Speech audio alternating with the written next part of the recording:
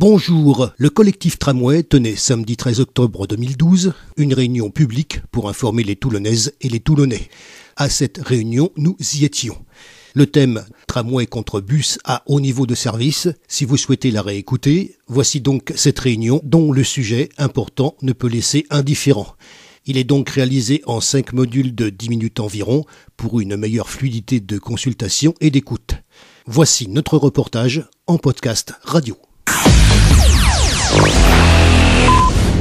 Alors, à l'occasion de cette réunion publique, ça va être l'occasion de faire le point sur ce que beaucoup d'entre vous ont pu voir dans les médias, mais n'ont pas forcément vécu, à savoir le compte-rendu de la réunion du 5 octobre dernier, donc la première audience au tribunal administratif dans les 3 recours déposés par le collectif Tramway.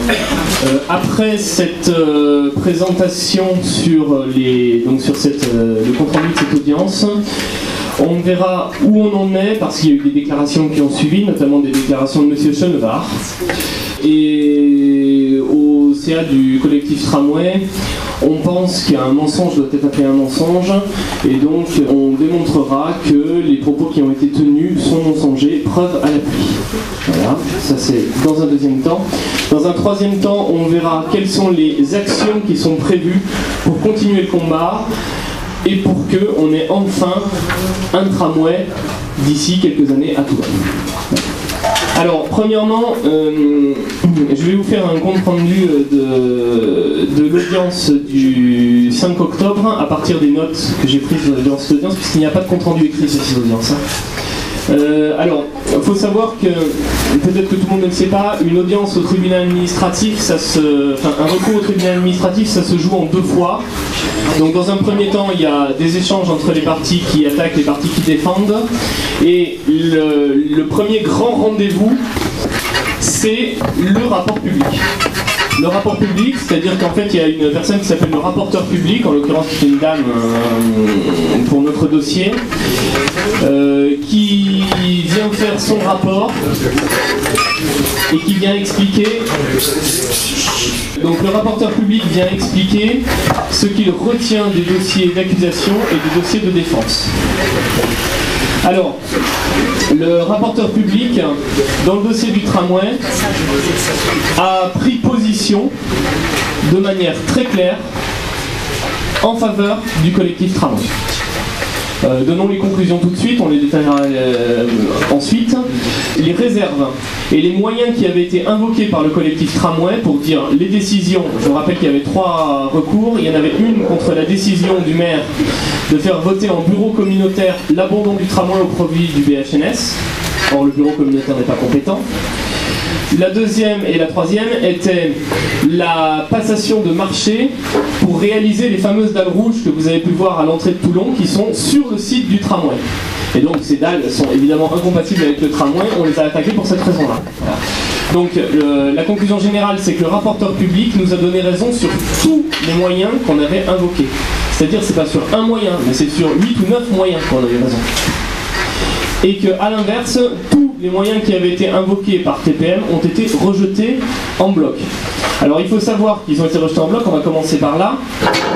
Ils ont été rejetés en bloc avec en plus une mention un peu particulière de la part du rapporteur public qui a noté une volonté délibérée de TPM de faire des actions procédurières pour entraver la procédure. Alors dans les actions procédurières qui ont été rejetées, on nous a reproché un défaut de production des décisions attaquées. C'est normal, on les a demandé à TPM, ils n'ont pas voulu nous les donner. Ensuite ils nous disent qu'on ne peut pas les produire. Il a fallu aller saisir la commission d'accès aux documents administratifs pour l'avoir. On nous a dit que la décision qu'on contestait n'était pas une décision. Pareil, ça a été rejeté par le rapporteur public. On nous a dit que le collectif Tramway n'avait aucun intérêt à agir dans la défense du tramway.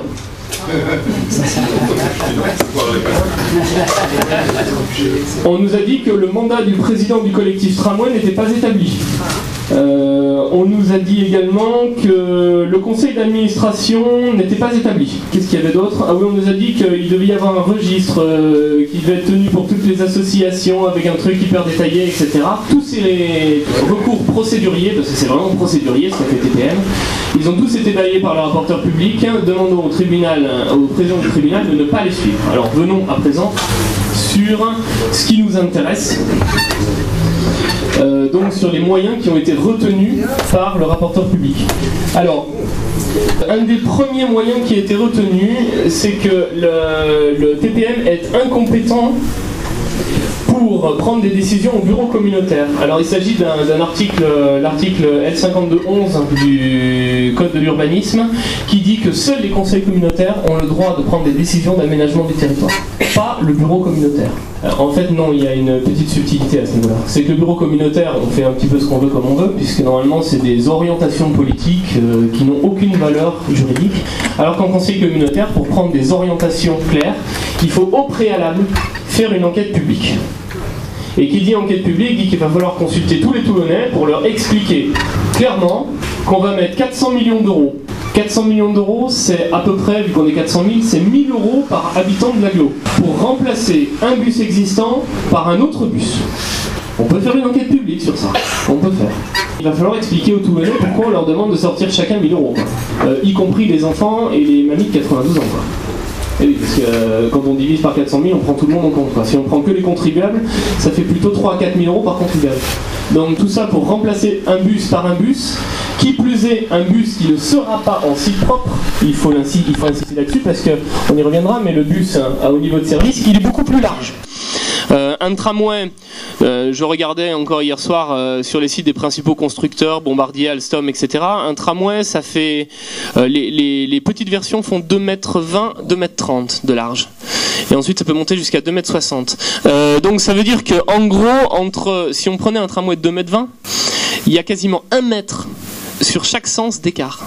C'est-à-dire que, alors si on prend un 2,60 m, ça veut dire qu'il y a en gros 1,30 m à 1,40 m d'écart sur la voirie. 1,30 m à 1,40 m, je ne sais pas si vous imaginez ce que ça donne à Saint-Jean-du-Var. Ou ce que ça donne au pont du Las.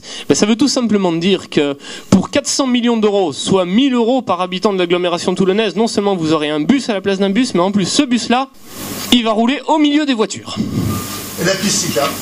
Bon, on n'en parle même plus dans ce cas-là.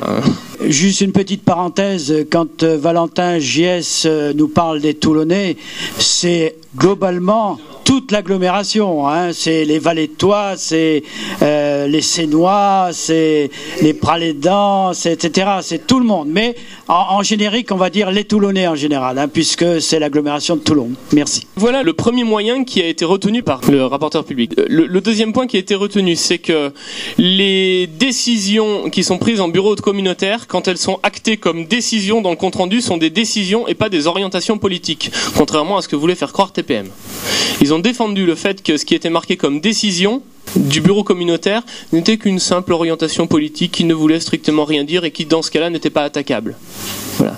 Donc une décision c'est une décision, c'est pas autre chose. Ensuite, et là c'est extrêmement grave aussi, a été retenu par le tribunal administratif le fait que le projet de BHNS n'est pas conforme au plan de déplacement urbain. Alors le plan de déplacement urbain, qu'est-ce que c'est ? C'est un document qui a été fait en 2005 et qui court jusqu'à 2015 et qui spécifie comme priorité numéro 1 en matière de transport dans la ville le choix du tramway. Et qui ajoute quelque chose d'extrêmement important, c'est marqué noir sur blanc dans le PDU, c'est qu'on a choisi le tramway après s'être posé la question de savoir si un BHNS pouvait convenir.